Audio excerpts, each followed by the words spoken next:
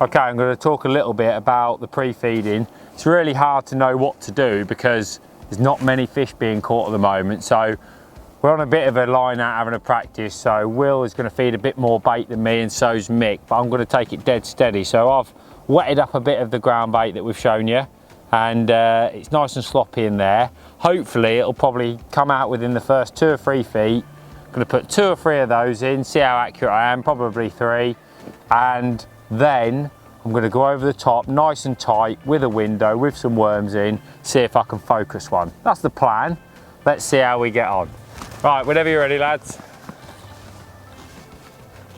This is about 50 metres this as well, so not to the moon or anything. So I can see that, I literally saw that hit the surface and was out on impact as good as, which is exactly what I wanted. Absolutely perfect. We've had a slight mishap next door, but these things happen.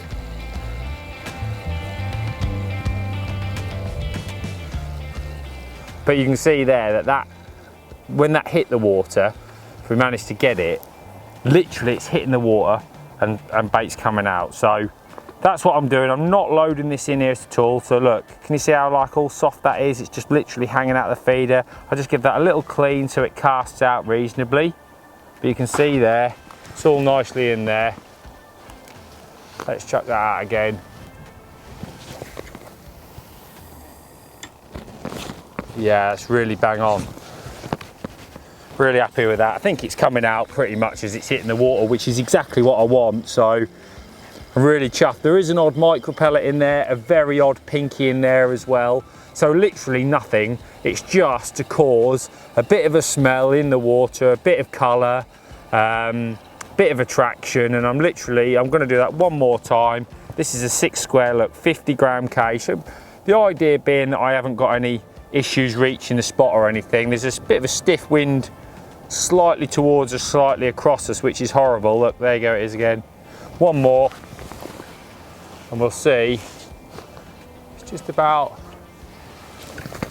I don't have to go nuts with it. 50, you can imagine that the weight of that is so heavy that it just carries itself. So you can see I'm not putting a massive effort into the cast. And that's it, that's all I'm going to put in. I know the other guys are feeding a lot more aggressive, but that's the idea. I'm going to sit in the middle, see if I can attract one into the peg. And then literally now, if this was the match, I'm not going to feed my other line, I'm just going to leave it. I think if there's a few fish short, they'll be there anyway. So, just going to pop that feeder down, and then I'm looking here into the old window feeder bag. I'm going to fish a relatively decent sized one. I still think I want some like attractive quality. So you can see there like a 45 gram caged window. That's what I'm going for. Obviously I've fed without a hook length on, so I'll just spend a minute now putting another hook length on, being ready to go. So I haven't really quite decided what hook I'm going to go for yet. Looking in the old box, I think I'm going to go for a size 12 to 015 power line. These are tied on, and the reason I'm going for that is because it is a bit weedy, the fish are big, don't want to mess about if I hook one. 75 centimeters I'm going to go for on the hook length. I've just got a little helicopter rig here with a piece of power gum, so pop that hook on like that.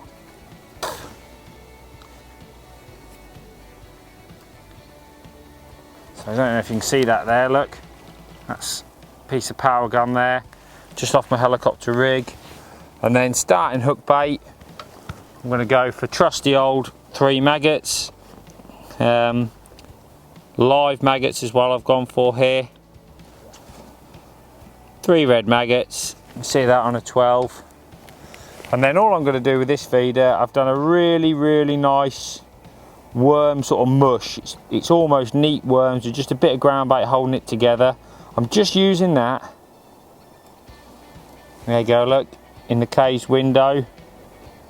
Make that nice and tight in there. So basically, that's really smelly, a lot of attraction. It's quite a bit of bait, but I'm not planning on winding in all the time. Now hopefully if I can just cast excuse me, right to where that bait has gone in, I'm going to be on that sort of cloud, and hopefully, oh, it's bang on it, yeah, perfect. So that is absolutely smack on my bait, and I can be sure that I've got this perfect little worm bomb on the bottom in and around that nice cloudy mix. All it's got to do now is go around. Let's see how we get on.